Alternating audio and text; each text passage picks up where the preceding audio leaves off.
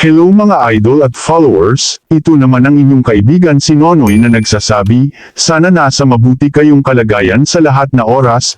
For today's video ang isi-share ko sa inyo, ang pinaka-basic na pamamaraan, kung papaano haharapin ng gwardya, ang galit na customer o kliyente. Without further ado, let's go.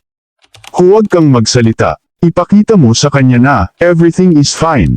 Ipahiwatig mo sa kanya na, gusto mo siyang pakinggan. Iwasang mag-interrupt habang siya ay nagsasalita, iparamdam na binibigyan mo ng pansin ang kanyang hinanaing, habang mo ang iyong pasensya. Sikapin na huwag maasar o minas sa kanyang maaanghang na salita at sinasabi, bagkus ay manatiling mahinahon o maging kalmado sa kanyang mga hindi magandang pananalita dahil ang tikan ay laging talo.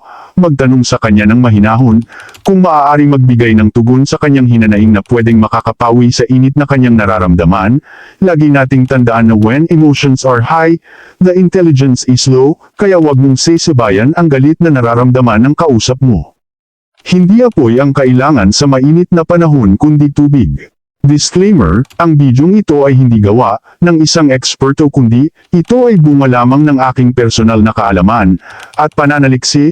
Kung sa palagay niyo po, ito ay taliwas sa inyong kaalaman at paniniwala, malaya po kayong magkomento sa ibaba para madagdagan kung mayroon mang pagkukulang at maitutuwid kung mayroon mang pagkakamali.